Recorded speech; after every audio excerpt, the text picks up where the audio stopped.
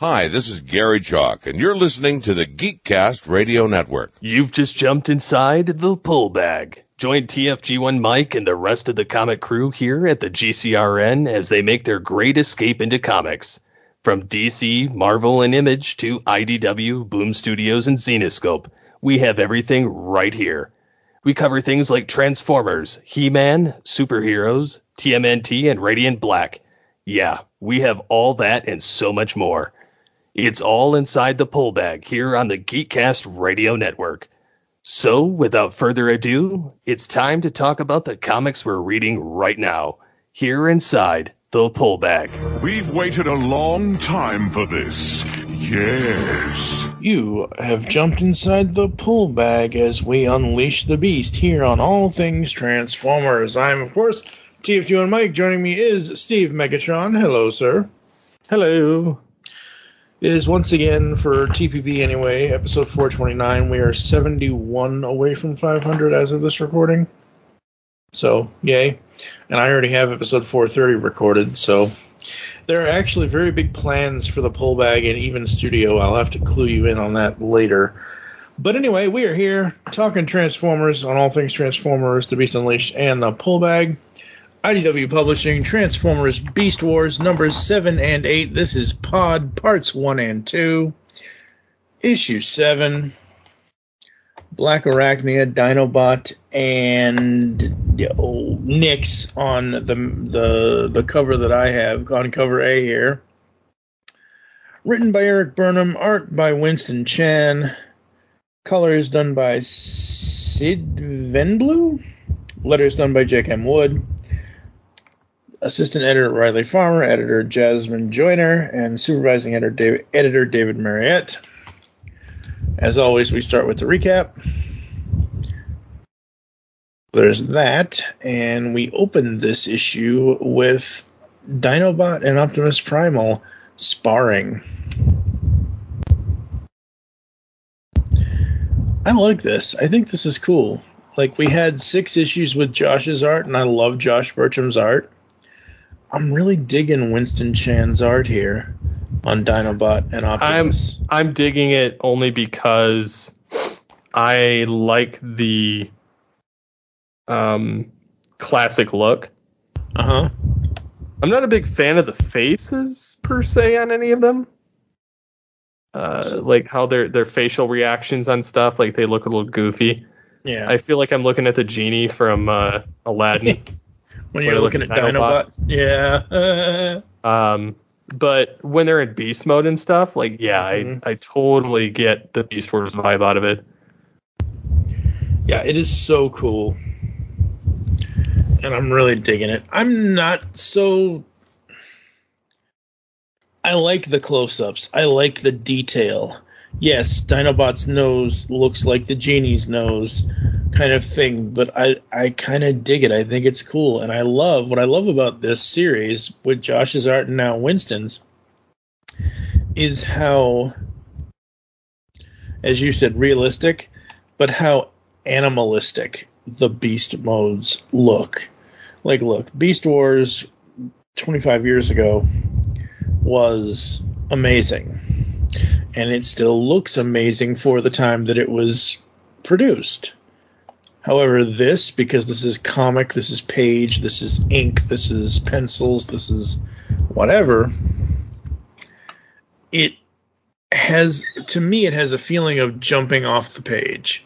And if you're comic characters, if the way you're drawing these characters, the way that you're coloring these characters jumps off the page, like... I'm up to the panel where Primal. Well, I think I figured out part of what helps their characters jump off the page. One, they have very light backgrounds. Two, the characters are silhouetted for the most part and have a certain particular shine to them, and use a lot of white lines or beige lines around the edges of the characters to kind of accent them and separate them from the page. Yeah. I still really dig it, though. No, I do too. I love the art. I love the fact that you can see like the hairy gorilla on Primal and some of the aspects of some of the other ones with their scales and whatnot. I do have to say I'm a little curious about the Predacon ship. As we get to the dark side. Yes. Would you like to take your cues, Megatron? At last, another of the Golden Disk's secrets is mine. Computer, display file. Complying. File decrypted. What? Will doom us all, but the transwarp drive can... remember to... No! What was that message? What was that message? File corrupted. Cannot retrieve. Yeah, I find it curious that the image on it is Beast Wars Megatron. I love that it is. I don't know where they're going with this, but It's different. I love that it is. I love that it's not just the original Beast Wars design of G1 Megatron. I love this. I don't know where this is going, but I am here for the ride for this. Yeah, I'm wondering what it's doing here, and he's saying similar things to what the G1 Megatron said. Mm-hmm. Yeah. So I'm wondering if this is an alternate universe Megatron on the Golden Disc, since they did use transwarp technology to go back in time. Especially when it says "will doom us all." I'm wondering if this version of Megatron is telling himself or trying to tell himself on the Golden Disc, don't proceed with your mission because you're going to kill us all. Yeah, exactly. But it's not the Beast Machine Megatron. So it's before he's totally gone off the reservation here. Yeah, okay, so I'm looking at the panel with him saying what. And it might be the colors of what they chose to use for the video message, or it might just be my dumb blind brain not working properly. Megatron on the video message has a different crest on his head compared to the one that's sitting in the throne room. Plus, he's got the transmetal spikes coming out of his faceplate, but the rest of him... Yeah. But what's funny about this is the Megatron sitting in the chair is clearly Beast Wars. The one on the video looks like Kingdom Megatron. Hey, you know what? I don't know what Hasbro told IDW to do. I don't know what Eric Burnham and company are doing here. But again, as I already said, I am all for this. If this is Kingdom Megatron, I'm hoping they can make him more competent than what he was in the actual show. But, like I said, I am all for this. So we get to all of the other Predacons spying on Megatron. Scold, Waspinator, Scorponok, and Pterosaur are here. And Pterosaur's like, he's losing his mind. I bet it won't be long before we need a new leader. So Pterosaur's doing his usual treachery and his usual Beast Wars version of Starscream that he always does. And Scorponok, honestly, I never cared for Scorponok that much in the cartoon because he's not as much cannon fodder as Waspinator is. But he was pretty always close. Yeah, I mean, but I like, you're sounding a bit treasonous. You want to be prepared. An Energon run would be better use of our time. And I think that's really cool having him and Pterosaur go up against each other. I think that's fun and interesting. And then, sadly, and I like how Waspinator calls it out and they have a whole discussion, I'm really hating Pterosaur after this. So Scold pipes up, what about me? I can carry more than all three of you put together. And Scorponok is being nice to her and everything else. And meanwhile, Pterosaur is like, what Scorponok means is that we don't want you out there because you're too slow. I can keep up. That's not the kind of slow I meant.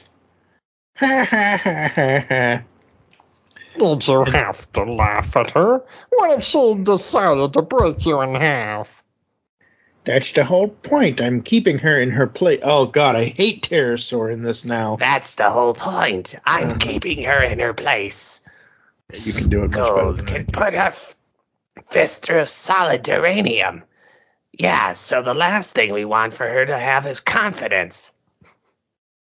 Yeah. Yeah, he's that's why, like, when he died, Megatron had no sorrow.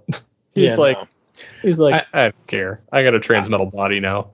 Yeah, I don't know what they're going to do with any of these characters, but right now, as of issue 7, I hope to God's Dinobot or somebody. I hope Scold stomps him. I hope Scold puts her fist through solid duranium. I hope she puts her fist through solid Pterosaur and just demolishes him. The interesting thing here is they are flying to the Flying Island. Mm-hmm. Mm-hmm. And they are picking up Energon Crystal. Well, and then, of course, you've got stasis pods introduced earlier. Yes. With a different character than what should have shown up yet. Yes. I love I know the whole point of Beast Wars is them on Earth. I hope there's more space stuff. Because it's the simplest things that I enjoy, folks. Meanwhile, you see the stasis pod, you see the blue kind of starry background of space, you see planet Earth, and you see the one moon now, at least in this image. I love this background. I think this background is awesome. I'm about 10 seconds away from making this my new Facebook cover photo. And it's just a simple, that's the thing. That's the thing about Beast Wars and Beast Machines. Subtlety to the point of when you notice things. It's not a boring background to me. It's a cool background to me. And we get, incoming transmission, new code error, transmission lost, upload incomplete, descending. And the stasis pod falls to Earth. And we get Blackarachnia. So cool. Yeah, I like the fact that she's coming out, but she has no idea who she is. Yep. And says she's supposed to be an explorer, but she looks like a Predacon. And oh yeah, I mean, she's only gotten part of the transmission from Tarantulas, so yeah, that's the thing that's cool about this and keeping her character the way it's supposed to be. Like Tarantulas' whole plan is to have all the stasis pod bots be loyal to him, and we'll get to this in issue 8. But I love that they did this where it's keeping her independent. She fights Captain Hook's crocodile, or maybe that's an alligator. I don't know. And I love the close-up on her face. I think that is super cool, super interesting. Just so cool. We get back to the Maximal ship, and we have everybody playing poker or something. And we have Blackarachnia coming to the ship, and she can get in without being detected. And the update completes, and she goes full Predacon. Yep, goes full Predacon, but it doesn't fully take the way that Tarantulas intended. Yeah, that's what I mean. It takes the full-on Predacon, but without his loyalty she's supposed to look out for his, and that's why I said in issue 8 we will get to that. And so everybody's playing this card game or whatever they're playing, and Cheetor's like, I heard a sound. I know I heard a sound. It's going to be bugging me all night if I don't check. And he goes out and checks, and we have the first battle of Cheetor versus Blackarachnia. And she basically kicks his ass. Which is not unlike the first time they fought. Well, true, and that's good. I like that. I like that in the storytelling here. And I love, again, going to the art, like you were saying, some of the fluid movements and some of the way that the swipes and stuff. I love how that looks. I think that's super cool. And the Chung, almost, there are at least 7 panels in issue 7 that I want to make my next new Facebook cover photo. And the one where she's kicking him and he's falling back to the left part of the panel. Oh man, I just love that so much. And then he transforms, and she still captures him. She wins. And yeah, this battle was really cool. Where he's trying to do the transmission, Cheetor to Optimus Primal, we have a problem, and he gets cut off. This is one of the reasons, folks, why we're doing issues 7 and 8, Pod Parts 1 and 2, in one episode of the podcast here, because when I first read this, I started on the first few panels with Dinobot and Primal, and the next thing I know, I'm here with Cheetor at Blackarachnia's feet to be continued. The story read so fast to me, and I just dig it a lot. What are some of your overall thoughts with Pod Part 1 before we take a break and go into Part 2? I just liked the new style. I liked seeing them in their beast modes. I liked seeing, the typical personalities and battles and whatnot. Overall, I really enjoyed it. Before we take that break, folks, we have to talk about the covers, as always. The main cover is Blackarachnia, as I said at the beginning of the podcast, Dinobot and Nyx. Art done by Fico Ossio, colors by Luis Antonio Delgado. I love the way Blackarachnia looks in this cover. I think it's really, really menacing. Yeah, it's not my favorite one of them, but Obviously, I know which is going to be your favorite one, but I'm just saying, for a new arc, a new art, set of artists coming on. Again, I always ask I need to compile that question to the pull bag somehow. But anyway, over on Toycast, I always say, what part of a toy, toy packaging, speaks out to you? What part of a whatever? And if I was in a comic book shop and I'm like, ooh, what's this? This looks really cool. And then, I'm into Transformers Beast Wars from IDW. The second cover is going to be Steve's favorite because it's a self-portrait.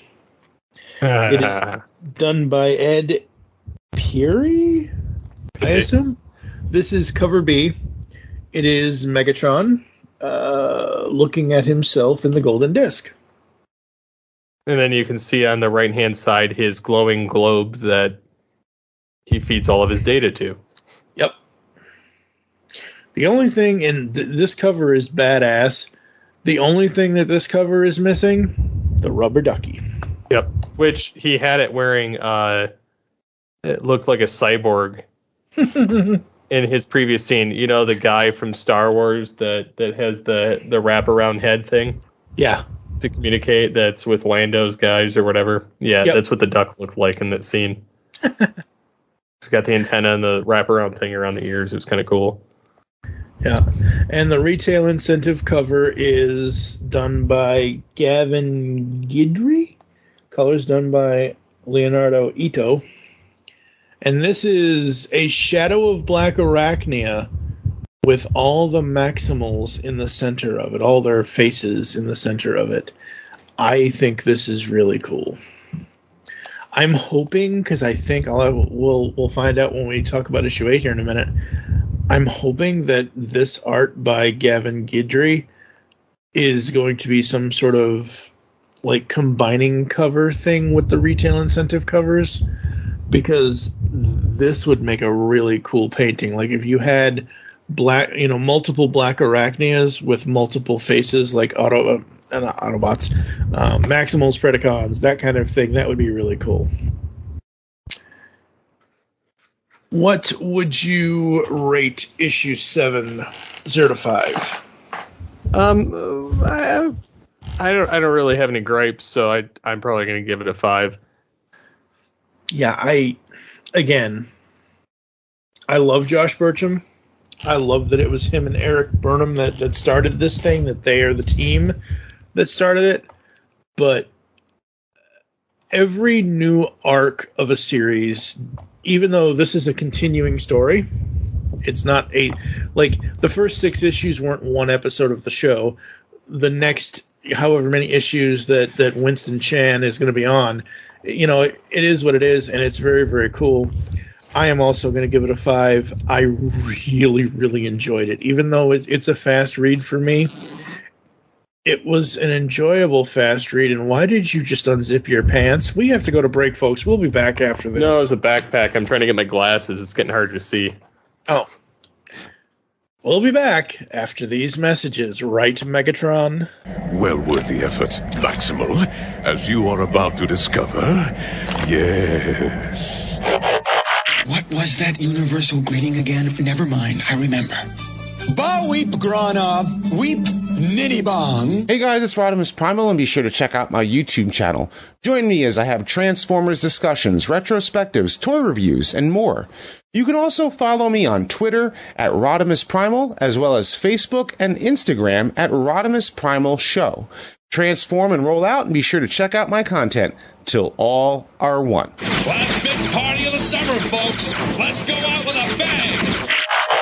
Discover a world of vintage and modern toys that's more than meets the eye with the Triple Takeover Toycast. Hosted by toy writers and photographers Toybox Soapbox, 6.0 and TF Square 1, this informal and chilled out series of discussions cover everything from vintage Transformers to Mask, Diaclone, Microman and more, be it nostalgic or current. Whether you're a seasoned collector or a casual robot enthusiast, all are welcome. Triple Takeover Toycast. Future development should prove very interesting. We are back here on All Things Transformers as we unleash the beast inside the pull bag. Beast Wars, Transformers Beast Wars from IDW Publishing, issue number 8. This is Pod Part 2. We will talk about the covers at the end like we have been, but the cover that I have is cover A. It is Beast Megatron and Beast Primal. Beast Primal looks like he's coming down for a punch kind of thing. What did you think of this really quickly before we get into the story? This cover, I just like it just because it's them fighting. Yeah. Yeah, it's very, very cool. Very, very awesome. As I said at the beginning of this podcast, folks, Eric Burnham, Winston Chan, Sidvin Blue, I'm sorry if I get your name wrong, but Sidvin Blue on colors, Jake M. Wood is on letters, and we get the recap, as always, and we see, oh, that's interesting, oh man, I wish Facebook would do an automated cover photo where it automatically changes your photo like once a day for you so you don't have to do it, because as I said earlier in issue 7, there were like 7 panels in that comic that I wanted as my next new Facebook photo. This is just a recap, folks. The image of the pod being more fiery heading towards Earth. That's awesome. So we start as we left off. Well, we don't, actually. We start with the other side of the conversation with Optimus and Nyx and Rhinox and Rat Trap and Dinobot. And, computer, locate Cheetor. Cheetor is in Outer Corridor 3 near the processing bay. They all head down there. And I like that they're all heading down there together, and they're all in robot mode. The panel where Primal says, I've never known him to stay still that long unless he was ordered to. Maybe he did hear something. Maximals, let's check it out. I love this. I love this panel. The only bot out of this team in this shot that looks weird to me is Rhinox. I don't know if it's the green. It's the face. It's the whole center part of his body. It's the green. It's the yellow of his chest, which is supposed to be more gold. Well, they're copying the Kingdom toy. Okay, that's fine. Because the Kingdom toy is like... Right, got it. Yeah. But all the others look fine to me. They don't look... Like, I have no problem with Nyx. I have no problem with Rat Trap running up, behind. I have no problem with Optimus here. So, I don't know. So they find him, and he's webbed up. That's good webbing. Man, I love that. So cool. Dinobot slices him down, and Cheetor falls on his face. And Dinobot says, "Here, kid." Dinobot, where are you? I guess Dinobot's not here. Nope. Here, kid, let's get that off your face. I told you so. I told you that somebody was here. And I think it's funny that they're like, it's a Predacon, and they're like, that's unlikely. Huh. The Shield would have told us. Yeah, really. And then Blackarachnia is in their mainframe, getting all of their secrets. Well, that and hacking their stasis pods. That too. Because she is also doing what her update did. She is removing Tarantulus's programming from the stasis pods. Even though she's still going to make them be Predacons, she's removing the Tarantulas programming, which that's going to be real interesting to see how all of that plays out. I just love this. I think this is awesome. I just love her with the computer and being all tech savvy and doing that. And Rhinox discovers her and I think I'll pass. Besides, you'll be too busy dealing with this, Clack. And she slides through his legs. Yep. I thought he hit her, but she slides through his legs and gets away. Got it. So again, another part of this being interesting in the cartoon, the pods fell on their own, as far as I remember, and you can correct me if I'm wrong. They did until the quantum surge, and then they all fell. Right, the quantum surge is what made them fall. Whereas here, in this story, in this version, she is controlling them and having them land. My question is, and I'm sure we'll find this out later, or if we ever get an interview with Eric Burnham, why haven't the if this can be done, if the pods can be landed and these protoforms can become Maximals or whatever, why haven't the Maximals done this yet? That would be my question. Probably to safeguard them in orbit. I guess, yeah. Doesn't make sense. I mean, you could have the numbers. Yeah. I guess. And Rhinox is, he's trying to override what she's doing, but it might be too late, and we're going to lose some of the pods, and Primal is like, no. And he just hits the wall. And I love this next bit. I love this next panel. Maximals, this is Optimus Primal. The ship is still locked down, so the intruder is trapped. I want her captured. The reason why I like this is because it has him at the top left, Dinobot, Nyx, Cheetor, Rat Trap, and Ryan. I love these photo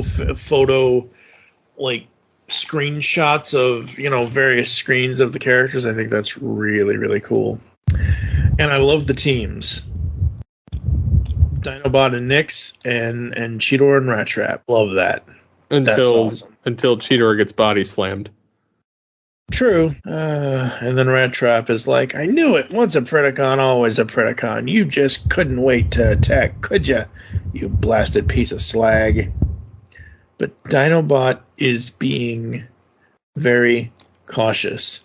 Dinobot is, looking out for them. A tripwire, a webbed tripwire with explosions.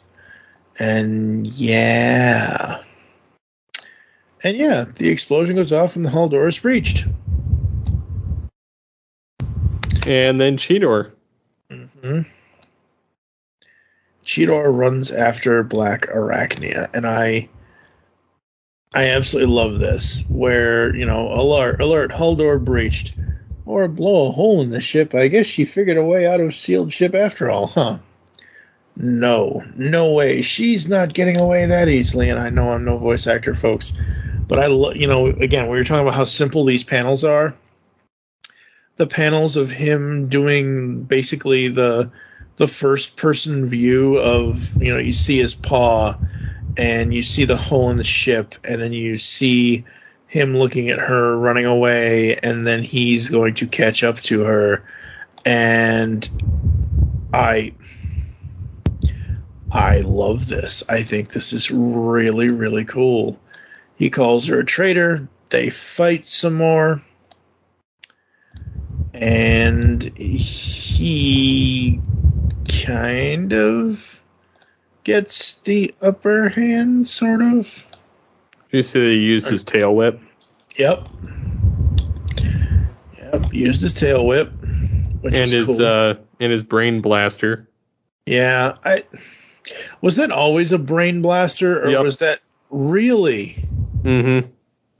He had two. He had one that was a tail blaster, which the only time he ever used that one was when Tigatron was around, because Tigatron used the other one. He used the gut gun. Right. But Cheetor used the other one, which was more of a blaster of a different kind, but he only used it when Tigatron was in the episode. If he wasn't, then Cheetor used the other one. Okay, which is this one. Yes. Yeah, see, I only ever remember seeing this gun from the front and from the left. I never saw the rear of the gun, like where the trigger is, where the stock is, where he's holding it.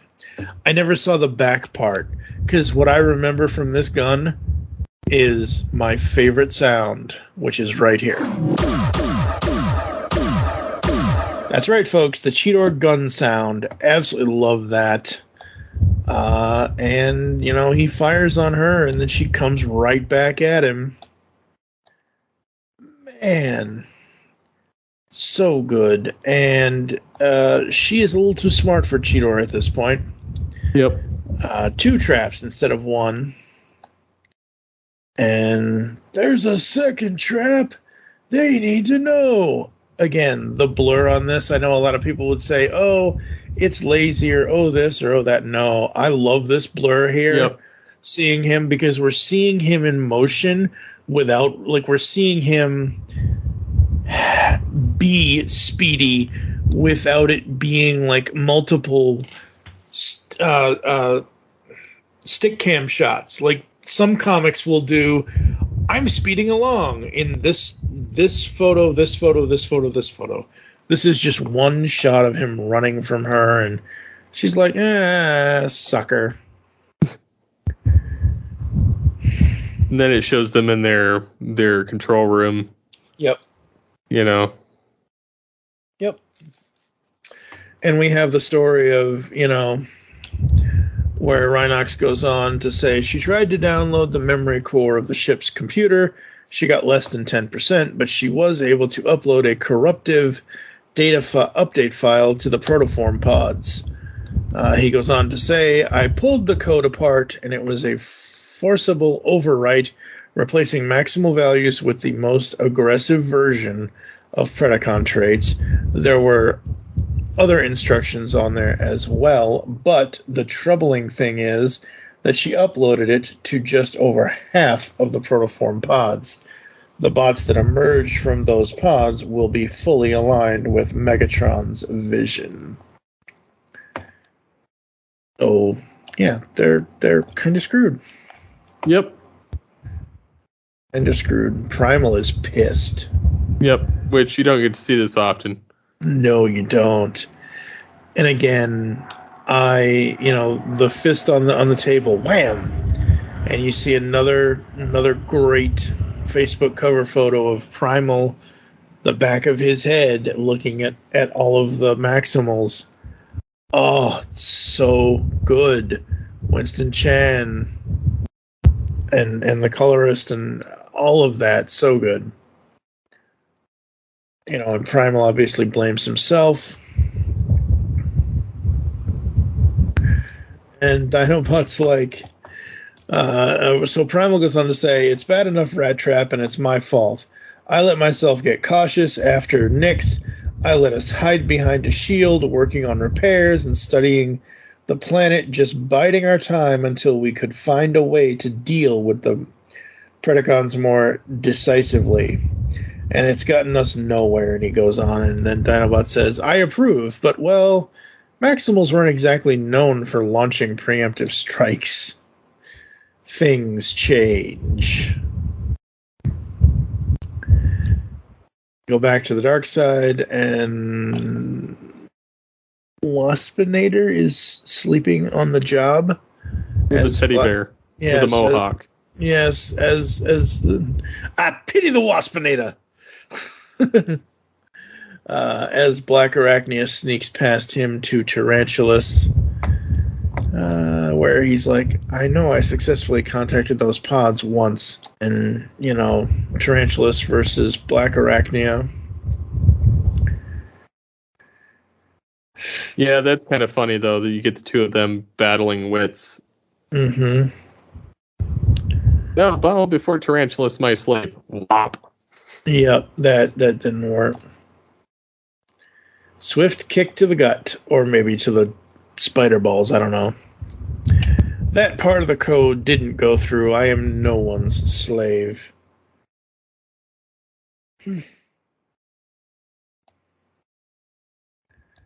So then it teases Scold on her own. Yep. And I cannot wait for part 9? Oh yeah, duh, this is issue 8. I'm not thinking straight. Yeah, absolutely love that. I think that's so great. So the covers, before we get into final thoughts and other things, we have the main cover A, done by Andrew Lee Griffith. Andrew Griffith is an awesome IDW Transformers artist. He's an awesome artist in general, with Primal and Megatron fighting in the jungle. We have Blackarachnia. This is cover B, done by Martin G. This is her. It looks like she's in her pod, maybe, I don't know. But we see all the Maximal faces around her. I really dig this cover. I think it's really cool. And then we have the retail incentive cover done by Ryan Miller, which is Optimus Primal, Cheetor, Tarantulas, and Blackarachnia, along with Dinobot. I think Rat Trap's in there too, but basically it's Blackarachnia versus Tarantulas. So cool. Okay, so Pod parts 1 and 2. What are your overall thoughts? I think that it's a nice, solid little introduction for Blackarachnia, and gives her kind of a new, unique take. Plus, makes it so they don't necessarily need to hunt the stasis pods down. Yep.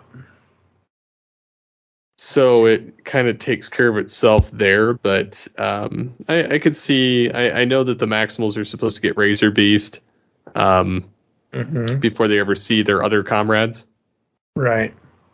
So I'm just looking forward to seeing how they introduce new ones and when, and whether they have to go try and reprogram them or they just kind of magically come up and appear. Yep. Yeah, I'm very interested in this comic. I look forward to these issues every month. We may be doing this only every other month because I like How did you feel about the format that I did for this with issue 7, and then we did a break and did issue 8, doing 2 issues instead of 1? I think it worked because the way the story is kind of combined together. I think that it kind of completed that story, whereas it leaves you off on a weird cliffhanger with the one, whereas this kind of wrapped up the arc without necessarily wrapping up the arc. Yeah, you have more of the story in Pod Part 2. And, like you said, issue 7 may have been a good cliffhanger for a monthly comic series, but issue 8's cliffhanger, I feel like, left me, holy crap, I need issue 9 now, kind of thing. Like, and that's what I love about comics, is that if you are attached to the character, whether it's Transformers, whether it's Beast Wars, whatever comics you're reading, if you get sucked into that book, you want to devour it as soon as you can, no matter what. And that's what's so cool. Once again, I am giving issue 8 a 5 out of 0 to 5 because everything worked. They told us a slightly different story. They are telling us a different story than what the original cartoon is, but the characterizations, what the events are to get to wherever they're going, I think is really, really well done, and I'm just loving it. I concur with your assessment and your rating. Absolutely. All right, folks. Coming up next, I have no idea. So I have a plan, like I said at the beginning of this, and it's going to be a little bit different than what I originally planned because I have met several new people online recently, and we have been doing a bunch of podcasts over on Tooncast. Allison Richards and I have been talking about Marvel's What If on Disney+. And she is a huge Hawkeye fan, and she wants to do a Hawkeye podcast. And when she said this on Twitter, I don't know, a month or so ago, she said basically to the effect of she has no idea how to do one, no idea how to set. And as soon as I saw that tweet, like she doesn't know how to set it up, she doesn't know how to run it, whatever. I said, if you want to, I have all the resources. I have built-in shows. We can do it as a limited series kind of thing. So we are going to be doing, coming up in November, a limited series between The Pullback and Studio 2009, 6 episodes covering the new Hawkeye Disney Plus series. The reason why I'm saying this now is because I've had to change the entirety of October's schedule for the Pullback because we want to be able to give people a... So the Hawkeye Disney Plus series is loosely based on Matt Fraction's run on the character. So I had covered Hawkeye Volumes 1 and 2 on episode 26 of the Pullback way back when with Ryan Merkley. Sadly, Ryan and I, whatever, falling out, whatever. I'm over it. If he can get over it and he wants to be friends again, fine, great, whatever. But if not, that's whatever. So anyway, point is, I wasn't the biggest fan of it at the time because I was reading it in physical comic book form. Like I had the trades in my hands, and now 8 years later that I have Comixology. So we're going to be doing Fractions Run on Hawkeye. We're going to be doing some other things in October, so that's what's coming up here in the Pullbag. For all things Transformers, we've got our... Well, yeah, we've got our 250th episode coming up. And, so that's, we're going to do something special for that. I don't know what the hell that is, but, yeah. Anything you would like to say? Anything you want to promote? Any kind of final thoughts from you, sir? No, I think we're good. All right. Make your great escape into comics, and we will catch you next time here inside the Pullbag. Give me a final line, Megatron. Excellent. Yes. We're moving out. Sheesh, on the job in nanocycling already. He's barking orders. You've just heard the latest episode of The Pullbag. the GCRN's first comic review and discussion podcast. There are several ways to get in touch with us and leave feedback for the show. You can visit the website, geekcastradio.com, where you can comment on the episode and all of our different podcasts. You can rate and leave a review for the show on iTunes. Be sure to leave us feedback. Become a fan of us on Facebook, facebook.com/thepullbag. Send us an email, feedback@geekcastradio.com. Follow us on Twitter @thepullbag and @geekcastradio. So until next time, make your great escape into comics and unleash the geek in you.